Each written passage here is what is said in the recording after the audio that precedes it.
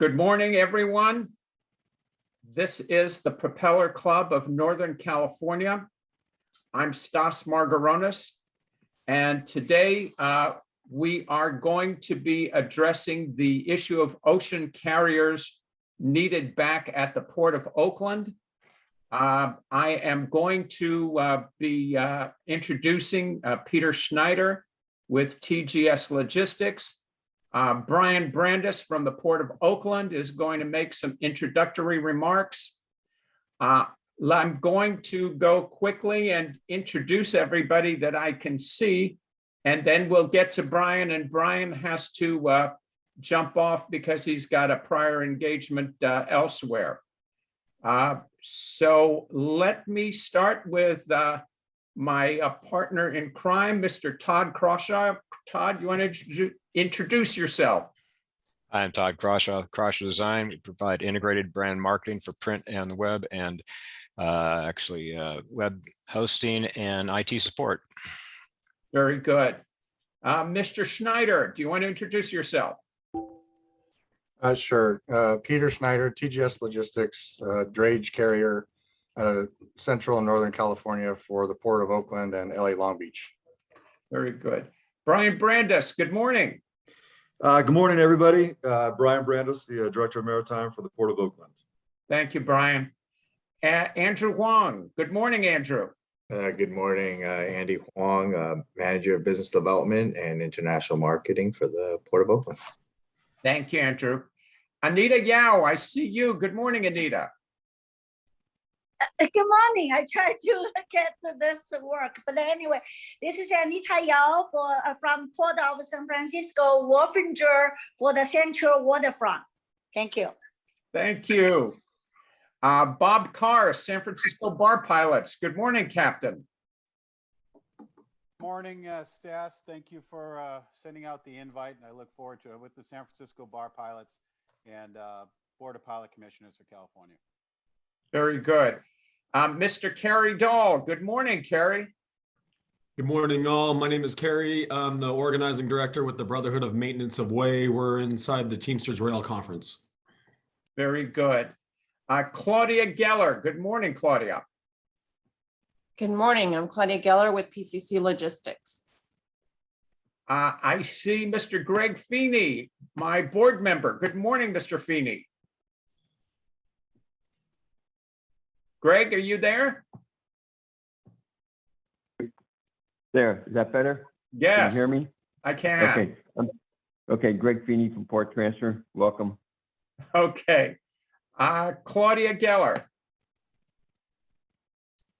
Just did me. Oh, I'm sorry, Claudia. That's okay. Still with PCC Logistics. I'm sorry. I'm jumping around here, and people's names are jumping around. Okay. John Carlier.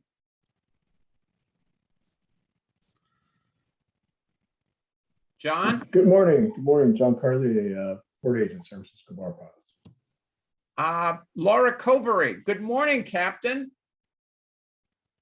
Good morning. Good to see everyone. Laura Covery. I with the company, my own company, Environmental Maritime Services, and I teach supply chain management at Cal State Long Beach and at UCLA Extension. Welcome, Laura, and good to see you again. Leanne Angeles. Leanne, good morning. Good morning, everyone. Leanne with GST Logistics, Director of Sales and Marketing. Welcome. And Matthew LaFiandra, my neighbor in Santa Rosa. Matthew, good morning. Good morning, everybody. Matt LaFiandra. I'm with Ocean Solutions. We're a broker of freight and refined fuels products, both physical and financial, and happy to be here. Very good. Welcome. Melvin McKay. Mr. Melvin, good morning. Good morning, everyone. How you guys doing? ILW Longshore Local 10. Thank you, Melvin. Nipoli Kamdar, Professor, good morning. Morning. Sorry, I'm a few minutes late. Welcome, and we glad to have somebody from CMA here today. Glad to be here. It's been a while. It has. Good to see you, Nipoli. I have P. Duran. I'm not sure who that is. Yes, sir. Peter Durant, Sunkist Growers. Oh, welcome, Mr. Duran. Thank you. And Mr. Scott Taylor. Mr. Taylor, good morning, sir. Good morning, everybody. Scott Taylor, CEO, Chairman of the Board of GSC Logistics. Thank you, Scott. Thank you for being with us. Steve Gardner. Good morning, you all. Steve Gardner, TGS Logistics. Very good. Welcome, Mr. Gardner. And my board member, Susan Ransom, is here. Good morning, Susan.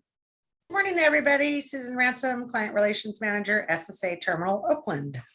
Very good. Welcome, Susan. Teresa Neff. Teresa? Hi, good morning, everyone. Teresa Neff with GSC Logistics. Welcome, Teresa. Thank you. And I saw Trent Willis here just a second ago. Trent, you want to introduce yourself? Good afternoon, everybody. Trent Willis, President of the ILW Local 10. Very good. Welcome. Thomas Santos. Yes, good morning. This is Tom Santos. I'm with Wilbur Ellis. We're an importer and exporter from San Francisco. Okay, very good. I have some telephone numbers at the bottom here, and I don't know who those are. And our policy is kind of, we like to know who we are dealing with here, but let me I have one person who's a 925 number. Okay, well, I'm going to go back to, let me go back to Brian Brandis. Brian Brandis is the Maritime Director for the Port of Oakland. He's been here a little bit over a year, and he is right in the middle of our issue here, which is what happened to the ocean carriers and when are they going to come back? And Brian, I think on that note, I will give you the floor. Welcome, Brian, and thank you for finding time to be with us today. Great. Thank you, Stas, and good morning, everyone. Again, definitely want to thank you, all for being here today. And I apologize in advance for having to jump off. I couldn't rearrange something. Anyhow, today's key message really is that Oakland's ready and clearly has the demand to support the additional services. So when I'm talking to the carriers and our team is talking to the carriers, they still keep bringing up some of the issues that we had with some of the the earlier backlog, and the ILW and the PMA have jointly worked and solved, my opinion, solved this issue. They have brought on additional, men and women to the, to the rank and file of the longshore, and they've trained a significant amount of people for these skilled positions. So, I'm confident, and that's what I'm selling, and that's what I would ask, for you all to sell, that Oakland is ready. It's clear that the demand is there. So so on that note, there are still 7 services that have not returned to Oakland and are still calling LA Long Beach and turning in LA at Long Beach before they go back to Asia. These services, in addition to new first port of call services, are really what we're trying to attract and return back to Oakland. The 7 services that are referred to, the lines are advising that due to the congestion in LA Long Beach, that they're unable to return because they just don't have the time in the schedule, even though they know the cargo is being discharged for Oakland and LA Long Beach. Most of the lines have said the services will start returning mid-October, November, and into December, but nothing is firmed up yet. The positive news is that there's definitely some more momentum on the first port of call services. So you've seen the announcement that MSC is coming out with a new first port of call service into Oakland. That'll start in November. CMA will resume their first port of call service on a weekly basis. It's still calling right now, but it's not on a weekly basis. That will go into effect mid-October. And then we still have Matson and Wanhai. Additionally, we are talking to other lines about bringing in additional first port of call services, as well as an only port of call service into Oakland, which is, what I'm really looking forward to. Not only help, the import demand, but also help with the export demand out. So there's still a lot of, a lot of work to be done. It's nice that we all have, one voice and trying to push this forward.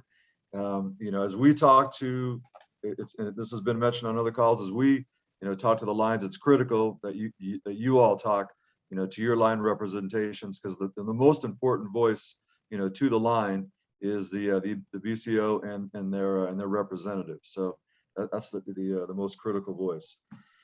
And again, I just really want to thank you guys for joining today. And again, I apologize, I can't stay longer. Brian, the port reported in its last monthly report that the number of calls to Oakland were around 65, I think, for August, and the year before they were something like 120. I may be getting my numbers mixed, but how much of that? I mean, that's almost half. I mean, we're down to half of what we were. How much of that half do you see coming back within the next couple of months? That's tough to say. I think we're going to start to see it towards the end of October. Okay. But the one critical other item in that is, yes, vessel volume has dropped significantly, but the volume on each vessel has also increased. So our volume in and out of Oakland is relatively flat. It's only imports are only up 2%, which in today's environment, that's relatively flat. It is flat. So the vessel calls have dropped. The volume per vessel has increased, and we are looking for additional vessels, to come in starting, probably the latter half of October. Okay, very good. Brian, I want to thank you very much for coming in. I know that you're very busy and we appreciate your time.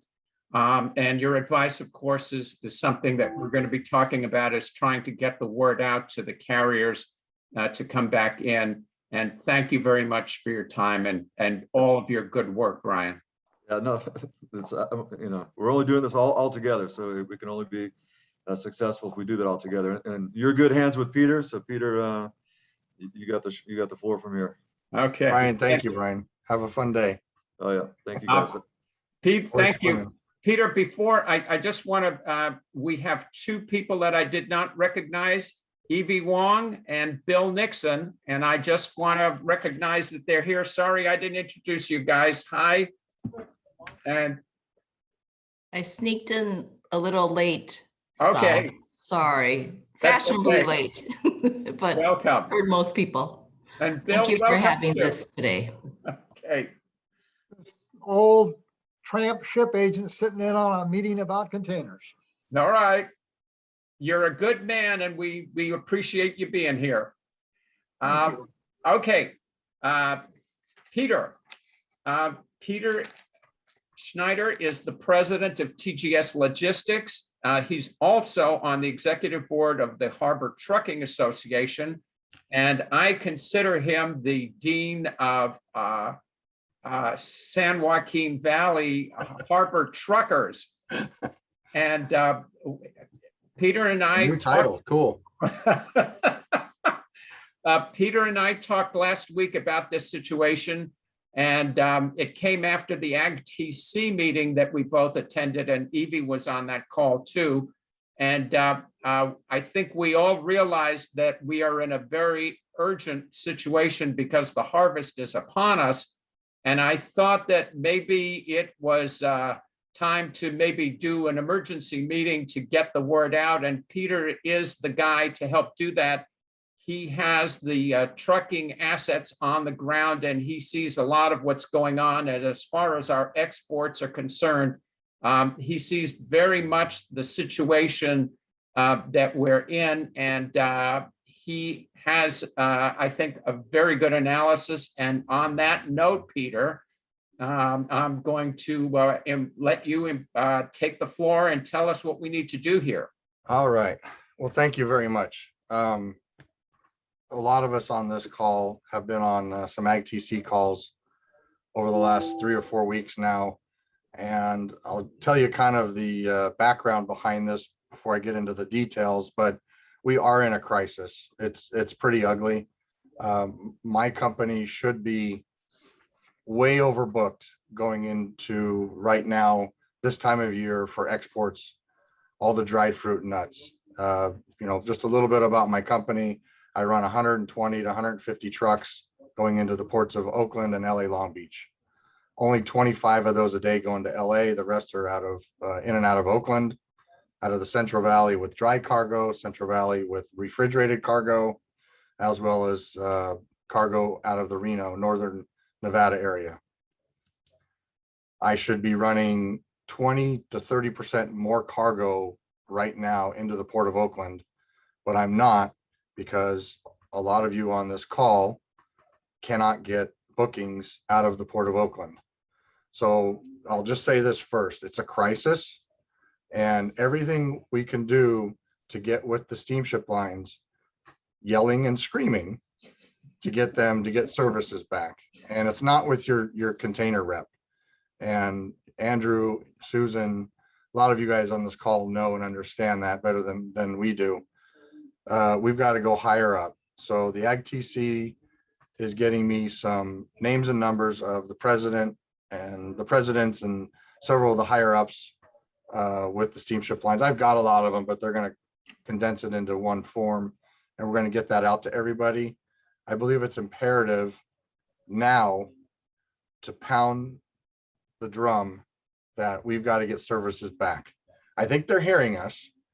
So to kind of start and go back, about a month ago now, I've been receiving a lot of calls, well, 2 months, to do a lot more services into LA Long Beach instead of Oakland. But for the last month, a lot of my nut shippers, where the almonds, they get harvested in August and they start shipping in September. Pistachios, they get harvested in September and they start really shipping in October. And walnuts, they really kind of harvest September, October, and they really ship in November and December through Chinese New Year. All the very large nut shippers ship pretty much 10, 11 months out of the year, or 12 months, just not as heavy in July and August. Some of my nut shippers had their largest month ever in July. That's a record. I mean, that's unfounded. It's usually the smallest month. So when some customers of mine ask me, yeah, we're going to start shipping through LA, and I tell them no, they're like, well, no, you have to do it. And these are 20 and 30-year customers. You can't tell me no. Well, yeah, I can. I already have my customers in LA. I only have so many trucks going to LA. You just can't flip-flop.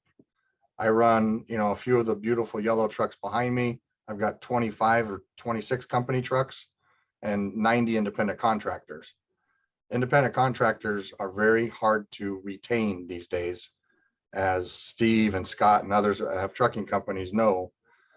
We've had to raise our rates and our pay, and I'm just throwing numbers out there, but they're real, 30% in the last year, to not just retain our trucker base, but hopefully grow it.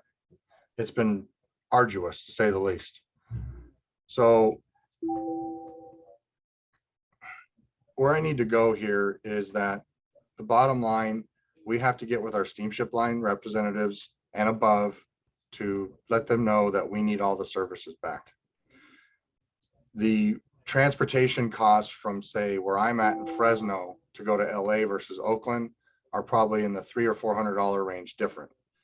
If you're in the Stockton area going to LA versus Oakland, you're probably triple the cost or close to that. Some of my customers have told me that, one in particular, they ship to Southeast Asia, and they ship, I don't know how many millions of pounds a year to Southeast Asia. They're now going to cut that by 30% because they know they can't get that much there through the holiday season. You got to realize nuts are part of the holidays. They go into things, they're sold in bags or whatever. Another customer that ships 85% export, 15% domestic is going to go 60-40 this year, 60% export. And they haul 5 to 8 million pounds a month. So they're a pretty large shipper. Just divide that by 44,000 pounds, and that's how many loads per month. Disparity.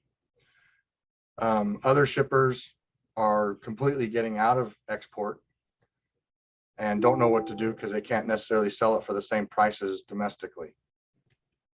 So what I'm getting at is what the steamship lines are doing by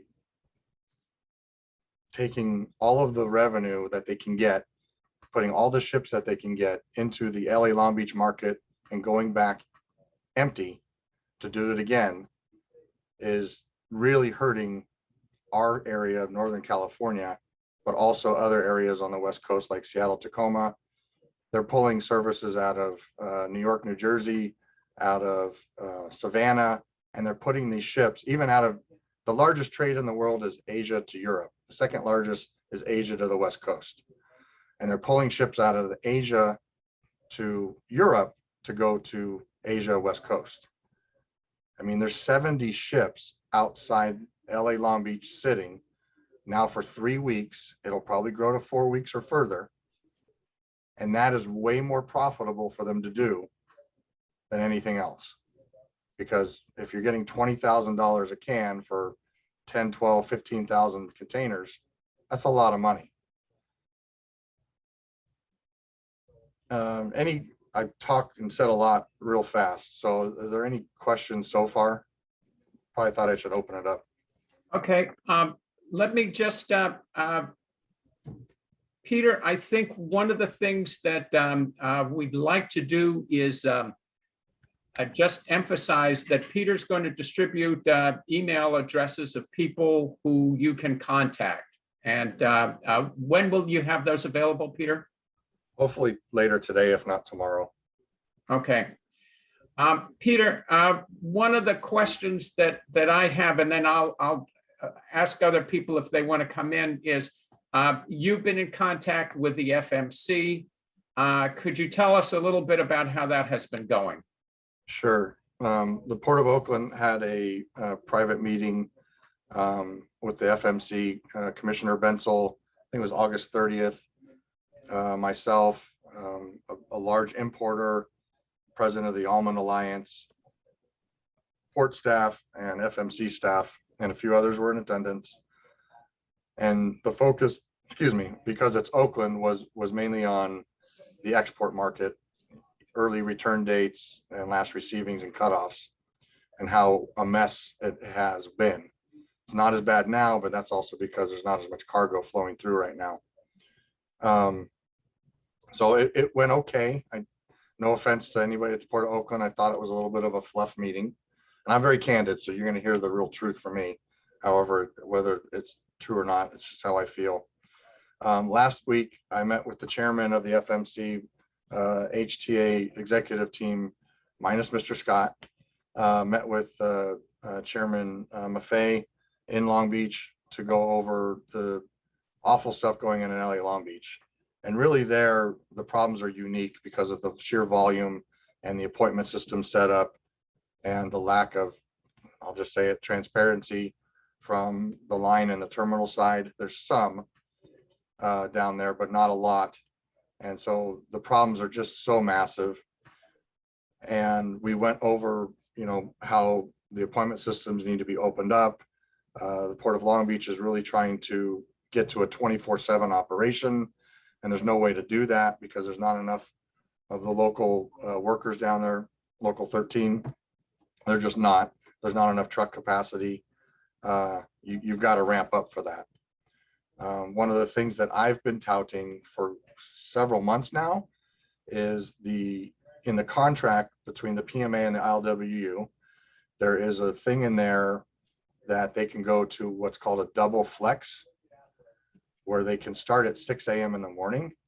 And I believe this has to do with the cruise ship line side in Seattle, Tacoma. However, excuse me, phone's ringing.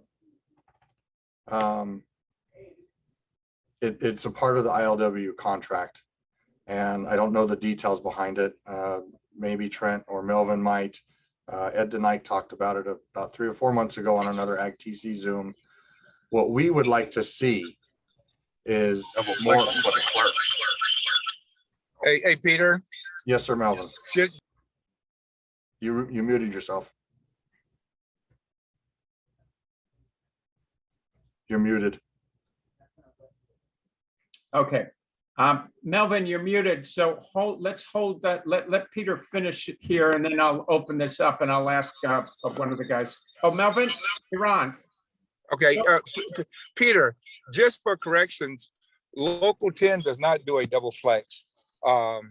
Local 63 does double flexes. Okay, that's for the clerks. Okay. All right. You got it. So we want local 10, we want local 13, we want local everybody to do a double flex. So hopefully there's some room for negotiations there. In the transportation world, in the distribution world, we start early. The railroad's 24/7 intermodally. They have been since the mid 90s, and I was around before that. So it gives a little bit of my age away, even though I'm bald. The ports, the rail's been like that. Trucking companies, we start as early as our customers need us. Distribution centers are 2 shifts, 24/7. The steamship lines and the terminals and ILWU need to be the same way. So that's not going to happen overnight. And the cargo's there right now for it to be in LA Long Beach, but it's not something that can happen overnight. There's got to be a lot of discussion, and the PMA and ILWU have to go through their contract negotiations. But that's something that they're going to work on. If we could see a double flex opening at 6 a.m. versus 8 a.m. will give us so much more efficiency in the trucking distribution world in LA Long Beach to go out to the Inland Empire and make 2 trips before noon, to go to San Diego and make 2 trips per day, all of that kind of stuff. In Northern California, the local drivers there could be there at 6. My drivers would still get there at 6, 7, 8, 9, 10, coming in from the Central Valley. It just opens up a lot more efficiency and diversity and flexibility to open at 6 versus being open at 12 to 3 a.m. So if we could have 2 10-hour shifts, that's kind of our dream. And that's one of the things we're kind of touting. So we'll see about that. So in regards to the FMC meetings, that's one of the things we brought up was the double flex. We had a meeting with PMA 2 weeks ago. They kind of said, no way. But we want to discuss things with Melvin and Trent and, see where we can, talk about that and have them bring that up in their discussions. They're going to need more manpower, people power to do that. But it's super imperative. I hate the word new norm. We don't know where we're at, where we're going to be, but we do know we're going to be crazy busy probably through next year. And there's not going to be the foot off the pedal. Peter, let me come in and ask you a question here. Sure. 2 weeks ago, we were discussing the rail situation. And as you know, the rail dwell time has been up at around 11 to almost 12 days in LA Long Beach, and 30% of the imports go on rail. And I'm wondering if the rail is backed up to the extent that it's down a little bit from 11, it's down to about 8.5 days, according to PMSA. Does that backup create such a backup in the system that regardless of whether you have more hours or not, you're still going to be overwhelmed? Sure. Any little cog creates kind of, I'm not going to say mass hysteria, but it creates a slowness in the efficiency of the supply chain. So when you have a backup on the rail side, that means on dock, on all the terminals in LA, they can't evacuate the cargo via rail. And so it backs up. So now they can't take as much they can't have as many, have as much labor offload. They can't put as many gangs on a ship in the terminal. In Oakland, it's a little different because there's no on-dock rail, so they got to truck it over. And I do want to be remiss to say that Andrew and Brian and everybody at the Port of Oakland, Ron, go Cal, not Stanford. The labor situation in Oakland has been great so the last several months, and Trent and Melvin can testify that they've, I believe, put on 300 more long-term A's and B's, and they're bringing on several hundred more on the casual side. So I agree that they should have enough labor for the services to come back. I do not know about equipment, if there's enough, RTGs and side picks, top picks, all that stuff. Hopefully there is. Hopefully there's enough trained mechanics like Melvin to do the chassis work and all that stuff and reefer work. But I do know that there's a hell of a lot more labor, so that's fantastic. I don't know. I know that the Port of Oakland is working with the rail to maybe hopefully increase hours. And they're looking at that so that we can have more throughput for the IPI cargo. That would be massive for the Port of Oakland, and it kind of return to what it used to be. In LA Long Beach, it's a mess because you have appointment systems that don't jive for what the truckers need. And there's several appointment systems over the 12 terminals, the 11 international terminals, that they don't work well together. And so one of the things in my discussions with Rebecca Dye, I'm not sure what I can speak to, but I'm going to speak to it anyways. 4 things that she really wants to go after is the availability of a container. And this may go into the Shipping Act, or it may be something the FMC hopefully rules on. But the availability of a container is very key. It's available when it's available, and it needs to turn off if it goes into a closed area. So the free time is what we can have to pick up a container. Before the appointment systems in LA Long Beach, we had 2, 3, 4 opportunities to get a container with the 8 or 9 shifts that we had available to pick it up. Now we basically have 1 opportunity, and if we miss it, we're penalized, either us or our customer, for that. The empty return is another massive factor. Half of the land at the terminals in LA Long Beach have empties. Yes, there's massive cargo influx of imports. Half of the terminals, more than half, are holding empties. And as Andrew and others can attest, there's no ships out there available to evacuate those empties to help the supply chain. There's zero. I think Andrew was telling me a couple of weeks ago there was a 1,600 TEU ship that visited the Port of LA to evacuate empties. I mean, they need 40 of those. There's literally 300,000 more empties on terminals than normal. Usually there's about 500,000 in any given year. That's more empties than there should be. This year it's 800,000. Those are really big numbers. Okay. So empty return, appointment system, availability, and then the last thing, and this is more for the Port of Oakland, is ERD.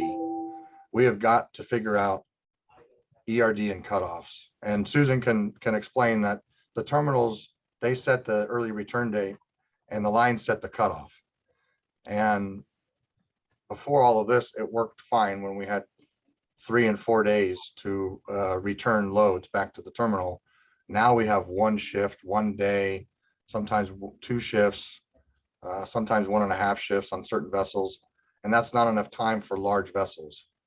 So there's got to be something there that fixes that, because our export customers that don't get the boxes on a ship.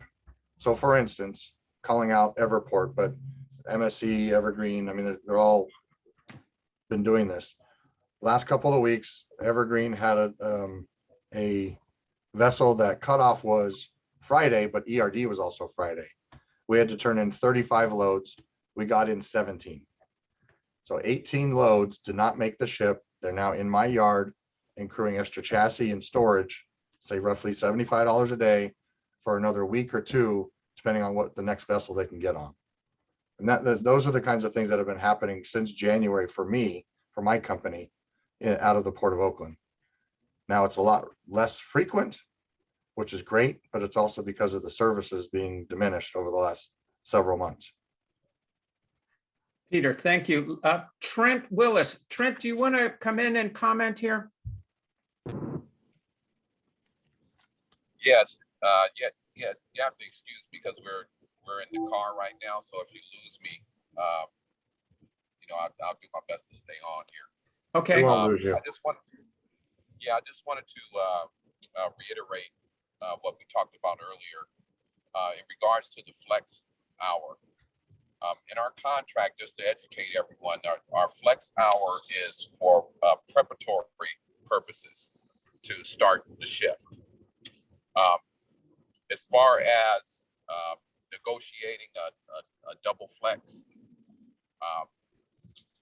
there might be some challenges with that up until roughly around July. But just so everybody knows, the flex hour is for preparatory for the shift. Now, in the Port of Oakland, the good news is that we've done some extensive work in regards to beefing up our workforce to be prepared to take on these ships. Like we said earlier, we've promoted 300 casuals to Class B, which made them eligible for equipment training. We've also promoted 150 Class B members to A, which made them available for Skill 3, which is the heavy equipment training. We've processed 1,000 new casuals to bring in as for additional workforce, casual workforce. So we are prepared to take on these ships. And it seemed that the minute we completed our task, which we're still working on it, don't get me wrong, but when we got to a level where we were able to take on this work, it seems like the ships went away at that point. And we are definitely, as far as speaking from the workforce point of view, we are absolutely ready for these ships to come back. We're ready to take on the work. We're ready to operate these machines. I'm sure SSA will report. They're the largest terminal in our area. We've been speaking with SSA, and they've agreed to purchase new equipment, some new top picks and tractors. And we've done a lot of hard work getting ready, and we're ready to go to work here. Very good. Trent, I really appreciate this, and you're absolutely right. You guys did all of this work, and then all of a sudden, everybody went someplace else. Thank you for that. Susan Ransom, I think there's a there's a call for a response from SSA. Are you around? Susan? Maybe not. Okay. So we will, this is clearly a situation where we are hopefully going to move into a better place. But right now, as Trent and Peter have said, the manpower investment has been made. The port is supporting it. Peter alluded to it. Trent just described what's going on. So the port is ready to do the job. There may have been a shortfall earlier on in the year, but it's not there right now. So the question is, where do we go from here? And Peter's obviously going to help us out, but I'm going to open this up for other questions. If you want to use your hand up. Ron has a question. Yep. Go ahead. Good morning, everyone. This is a question for Peter, and maybe I'm probably older than you are, Peter, so I'm a little bit of a historian too. As you know, the Lowenthal's were the impetus behind Pier Pass down in Southern California. And my thinking recently with all the vessels down there, and certainly following that will be truck moves, what's the likelihood of, I would imagine that the traffic on the freeways down there are probably as bad or worse than they've ever been, that we see some more political, at least statewide political push to eliminate some of that traffic congestion in the LA basin.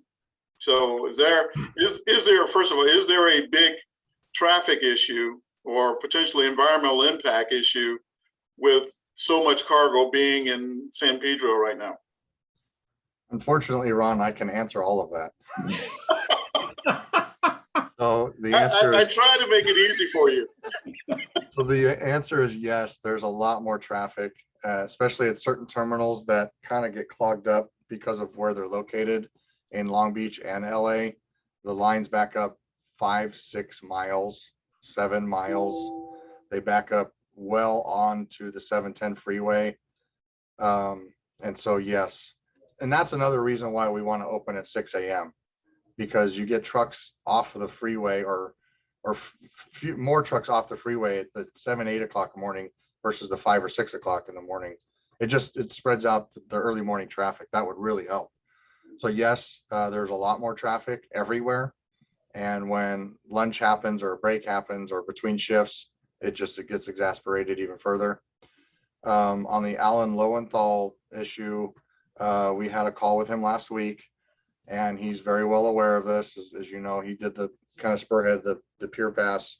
There's talk to change Pier Pass back to some kind of a Pier Pass 1.0 again. It's Pier Pass 2.0 now, to where you get charged the same amount during the day as you do during the night. And in the past, it was you got charged during the day, so it forced people to come at night to pick up the import cargo. And the BCOs, all the big large guys, they all forced the truckers to do that to save $60 or whatever it was at the time.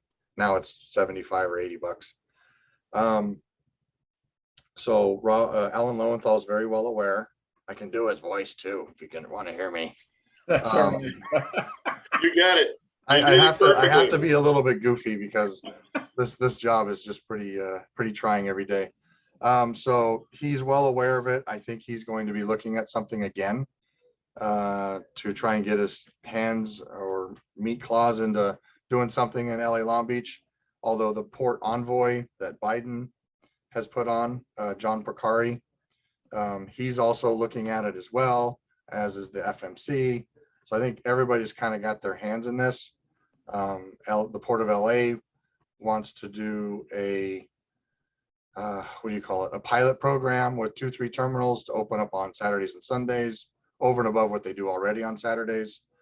And the Port of Long Beach wants to try and do more hoot shifts to where you're looking like you're 24/7. But the caveats to go in with appointments, and you have to have a dual transaction and all this other stuff. It makes it kind of difficult. So I hope that answers your question. Well, the motive behind the question was that, with that much traffic or additional traffic down there, that would certainly help support the case that some of that cargo needs to be coming to Oakland. Some of those vessels need to be coming to Oakland to relieve some of the traffic and environmental impacts in that one specific region. Now, I'm pretty sure that the local representatives aren't going to tell anybody to take cargo to Oakland.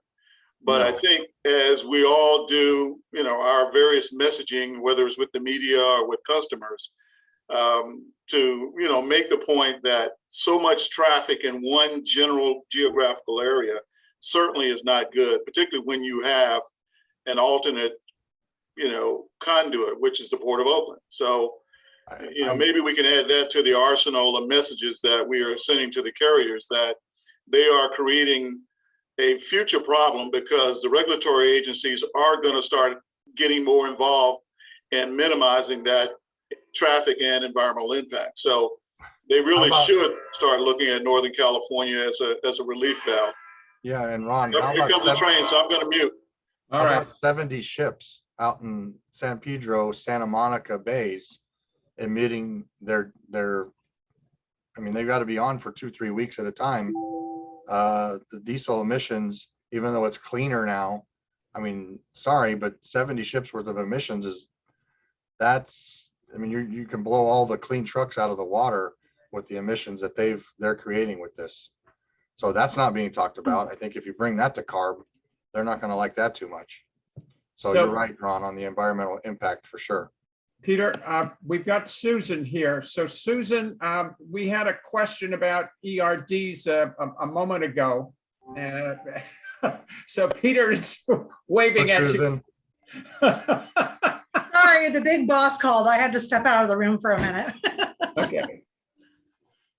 So we're looking, so we heard from Trent about how there's been a major beef up in both manning and to some extent equipment.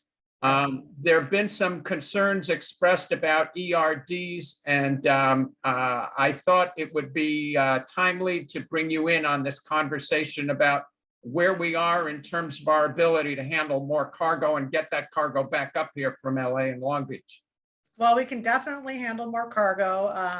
The ILWU, as well as us and all of us, are connecting with the various steamship lines, asking them to, when are they coming back to Oakland? As most of you have heard on some of the other meetings we've been on, we have secured MSC coming back in November with the Sentosa service. So that's exciting. And there's also a new service starting up, the Wanhai, which is to have about 9 vessels, I believe, starting in mid-October. We're slowly, we're working every day to see what we can do to get more cargo to Oakland. Obviously, I know that the BCOs are talking to our headquarters in Seattle, about what we can do. So all hands are on deck between, the union and the terminals on, bringing cargo back. We can certainly handle it. The ERDs right now, like Peter said, there's not a lot of ships in Oakland right now, so it hasn't been so much of a concern. It is a juggling process and very challenging. I think more so because the ships were so off schedule and there were so many at port, kind of like what probably Long Beach is going through right now. Just because the ship is here doesn't mean it might not work for 3 weeks, right? So, or they get shuffled around, so the ERDs change. So hopefully there's been some learning curves through the last go around, and we'll see some smoother transitions. But again, we don't set the cutoff, so hopefully the steamship lines are getting the message as well. Very good, Susan. Laura Covery, I see you've got a question. Yeah, I'm just commenting or asking a question about all the empties. I don't understand, if a ship comes in and discharges their cargo, why are they not required to backload empties and help get those out of the port? Peter, Susan, who wants to answer that one? Well, on a terminal side of it, I feel like, again, the empty situation is a result of the months of ships being kind of pushed together. So there's more cargo coming in, and there's less ability to load as many empties on the ships going out. And of course, you need empties for exports as well. So it's been a balance act where usually there's some gaps in between the vessels coming. And when you have a whole bunch coming at one time with no breaks, you end up getting a lot of empties in. So Peter, I don't know if you want to talk to that, but the ships are loading empties back, but there's only so much space on the ships. Yeah, and I'll just add to that, when Lowe's and Home Depot and large retailers are chartering their own vessels, those vessels are not, they're not taking export cargo, but they're also not taking empties back a lot of times. And that's been a problem. And they're not large vessels, but it sure adds up. It doesn't make sense when you bring in a 4,000 TEU ship for Home Depot and you bring in all those loads for Home Depot, you should be bringing the empties back. They're not doing that. That I don't understand, but that's what's happening. And it's a balancing act, because the load comes in and then the load gets transloaded and the empty goes back to a truck yard or a terminal. The load goes across the country to Memphis or Chicago. So there's boxes, there's containers all over the place that come through LA Long Beach, with, I think it's 50% of the US imports coming through those 2 ports. So the dislocation is very easy to do. I don't know if that's the right wording, but you have containers all over the place and they don't come back, and it's not like an easy load in, empty out, load in, empty out, that kind of a thing. Does that make sense? Does that answer your question, kind of, at least? I Well, can is answer it- that question. if you- Uh-oh, there he is. Dun, dun, dun. Yeah, so your empties are not just specific to the local market. Your empties also come in from interiors. So there'll be train loads of empty containers coming in.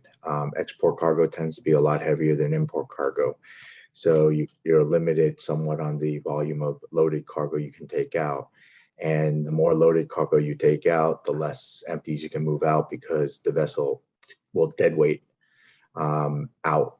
And so traditionally, it's about a 60%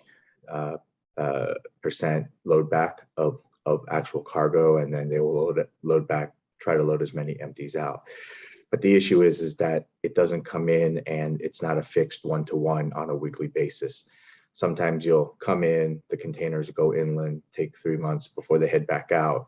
And just when they come back out, you have another vessel from last week with a lot of local cargo that happens to be emptied and turned back in. So now you have a terminal that has 2 weeks worth of cargo and the ship that can only move 1 week's worth of empties back out to Asia. So the other week sits on the terminal, and then, well, tomorrow you have another ship coming in with more cargo and more empties coming in from the interior. It's not a static system. It would be just very simple if it was just LA only cargo, but with the way LA is, Chicago, Dallas, Houston, Memphis, Atlanta, a lot of that cargo is coming back out from the interior, or containers, I should say, which creates this type of problem. And as of yesterday, apparently there are 6 of the ocean carriers have no ability to receive empties in LA, probably for 30 days.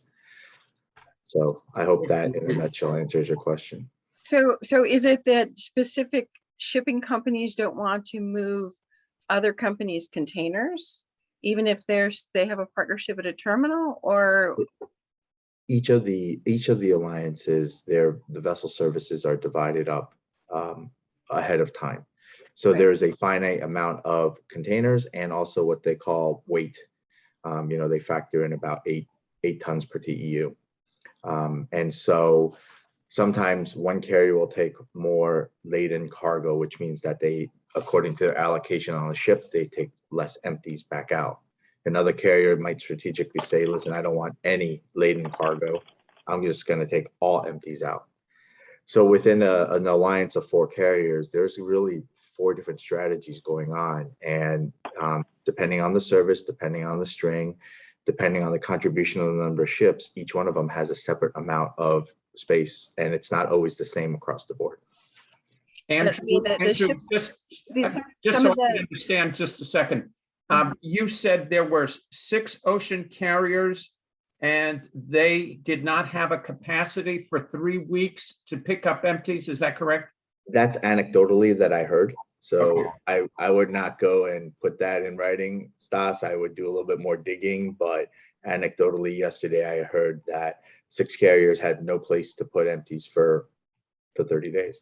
Well, this clearly has something to do. I'm sorry, Laura, I interrupted you. Go ahead. Okay. No, I guess I'm confused because these, like the mega ships are coming in with containers on deck 10 high, or close to it, if not over. But yet when they go out, they only have 60% laden cargo, but they can't fill it up to 100% with empties. No, There's they are filling up as much empties as they can. Yeah. But one of the things that you also have to consider is when you have laden cargo, it adds an additional complexity to the mix. And so each vessel, each situation is very different. And there's a fallacy of 100% efficiency. I think all of the world of business tries to get 100% efficiency, and the best managers recognize the fact that it is fake. So you do the best you can. So for every 10 that come in, sorry? I'm sorry, is some of it them not wanting to go over on their the BSA, on the the basic. dockage? No, some of them is they don't have the space on their vessel sharing agreement, the basic slot agreements. So one carrier may have brought in an extra loader, but that extra loader left, and now they got a whole bunch of inbound containers with empties that they don't have a ship to take out.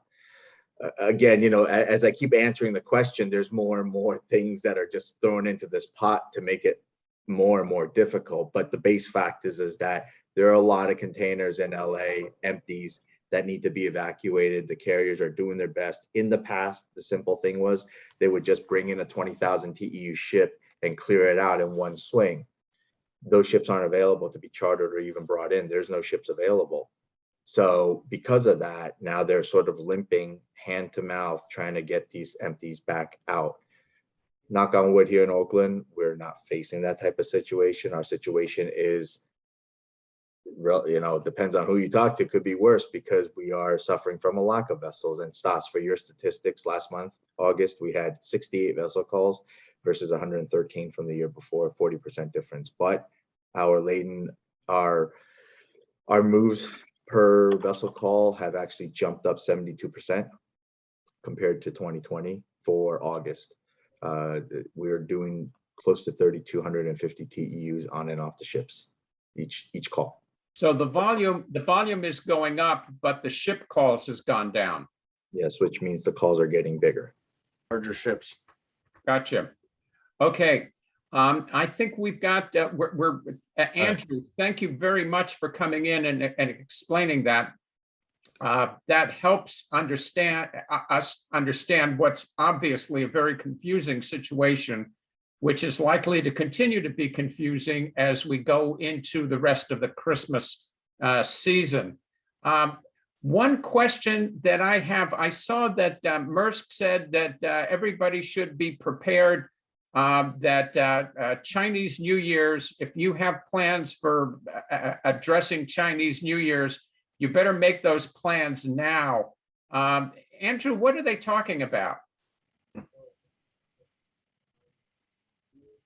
Sorry. So a lot of so I think it's manifold throughout the supply chain. I mean, I think we're starting to hear today's market drop 600 points because China's coming out with news that they don't have enough electricity and power. So if they're shutting down their manufacturing, anything that's going to depart in the next 30 days probably will need to have been manufactured in the last 30 days. The second aspect too is that, there are 100 ships between Shanghai and Ningbo. I think there's 225 vessels waiting to berth, which means Shanghai and Ningbo? Yeah, I believe you can probably go on to marine traffic and count the dots if you want, Stas. But the fact is that those ships have to berth and they're laden with empty containers for shipment out. So there's delays there. And then on top of the delays coming here in LA. But I think one of the bigger things that people don't talk about is warehouses are full in LA, which means that there's a problem getting product from the warehouse to the storefront. And so until that breaks, which is warehouse labor, trucking capacity, it's going to be tough. So here we are, September 30th. The bulk of the Christmas cargo should normally be in because it's still got to get through the domestic channel before it hits the storefront. If you're, anything arriving probably by November 1st is not going to make Christmas. And so, to your point about Chinese New Year, it's early in 2022. So we're not going to see a drop in volumes at Christmas time. We're going to go right from this peak into the Chinese New Year peak, where if it was about 3 weeks later, we might see a lull in volume during the last 2 weeks of December. So shop early. I have a couple of comments, but I think Evie's been waiting for a while. Evie has a comment. Evie. Oh, no, actually, it was already talked about, but I wanted to appreciate Andrew's comments. And it just really points to the dislocation and all of the complications that we have that started when the alliances happened. We're now several years later. And Andrew, what you expressed about any individual line, if they were to make their own decision to bring back empties on their own, it's complicated on what the alliance rules are And at what is really awful here is the small to medium size importers and exporters are losing. The large guys, Home Depot, Amazon, they can charter ships, and then after they're done with the ships, they dump the empties wherever the box rules say, and that further complicates everything. And right now, this is just really awful. I mean, it's how do we fix this? Because the alliances have already happened, and how do we fix this? Hi, Peter. This is Nancy. Can you hear me? Yes. Yes, we can. Hi. Sorry. Hi, my name is Nancy Hawkins, and I am with Grundfos Pumps, and I am an importer and exporter. Before we run off, I know that we're only here till noon, but my question is, how do I, as an importer, make an impact? Who do I call? Because I've been pressing for exports and imports to come to the Port of Oakland, but everybody that I talk to keeps saying, well, they're going to do what they're going to do, and this is what we have to live with. I refuse to hear this, and this is why I wanted to join this particular meeting. What can I do? Who do I need to address it? If I have to get the president, my local assembly, my local, whatever it takes to speak on behalf of the companies that are doing business in their community, what do I need to do? Will that be shared so Peter. I can start Yeah. mobilizing that side? Thank you, Nancy, for calling in. Nancy and Grundfos have been a customer of mine and my father's for 40 years. What you need to do, working for us. yeah, what you need to do is get with your local steamship line rep. And I know you work through freight forwarders and stuff like that, but sending a letter off to all the biggest people on the lines that you're using and advocating, making phone calls, sending emails, not one, but send several, and just start blasting them. And I would do That's it what I'm thinking. from Like, your let's keep it corporate real. We got to keep Copenhagen. it. Yeah, I would do it from your Yes. corporate side on the other side of the water to where you are here, everywhere you can to get services back in Oakland. That's kind of my plead on this whole call, this whole Zoom. Okay. Is to get that So done. will you be sharing the contacts that you're trying to get? Okay. So I promise to do that because I want service back in Oakland. Yeah, I mean, we need it for the harvest that's here, but there's people on here that have fresh commodities as well, and the perishable services aren't going to be here. They may be here in time for some of the people on the call, but they may not. We've got to get them back permanently. The cargo's there. I mean, Andrew can attest, everybody at the Port of Oakland can attest. The cargo's there. They're just being greedy and sending their ships full to LA Long Beach for the most amount of, dollars they can. Well, why can't they send a lot of that stuff to Oakland? Some of the stuff we've talked about also is go ahead and send your 15,000 TEU ships to LA Long Beach. Send the 3 to 6 or 8,000 TEU ships to just Oakland or Oakland, Seattle. And do that term. So there's a lot of changes that could happen that would be a lot smarter and make a lot of people happier. I think that one of the issues that we're facing here is that we have, and Evie's alluded to this in the past, but we have a consolidation of services and carriers that you're familiar with that has been going on for some time. And increasingly, they're going to bigger ships, and those bigger ships are meet a certain purpose. And that purpose right now is what we're facing down in LA and Long Beach. And it's not providing the custom service and the niche market service and the smaller port service. And in fact, that was the statement I alluded to earlier. Maersk came out and said today that they're going to have to eliminate more services in order to maintain schedule regularity. And Peter, you questioned that for obvious reasons. Yeah, but when your on-time service is 20%, how the heck? I mean, that's just I just want to be greedier. I mean, I shared with Stas earlier the article I read last week with Maersk They are going to be the highest grossing and profitable company in Denmark's history by the end of this year at 16 to 18 billion in net profits. And they've made as much this year as they've made the last 9 years altogether in 1 year. The shipping industry in general is supposed to top over 110 to 120 billion dollars net profit this year. That's erasing 20 years of losses right there. Absolutely. Yeah, that's staggering.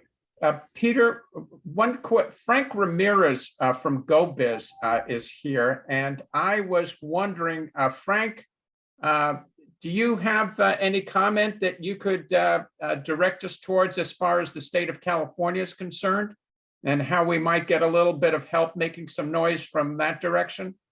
Well, actually, Stas, we've written letters to FMC, but certainly would like to get a list of other folks that we can mail out to, and perhaps we can help in that regard. Obviously, the state of California, we don't have any jurisdiction over a lot of this that goes on, but if we can weigh in and have some influence on BCOs or other folks, we'd love to, consider doing that. So if you could forward any emails that we can email out to or send letters to, I would appreciate that.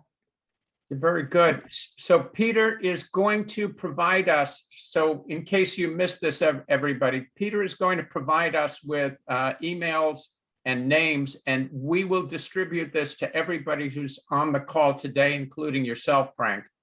One other thing we're doing, Stas, is we're trying to, we're in the middle of looking for land availability in the Southern California region, so that they can move their empties to, off of the terminals, away from the ports, and allow vessels to come in and unload.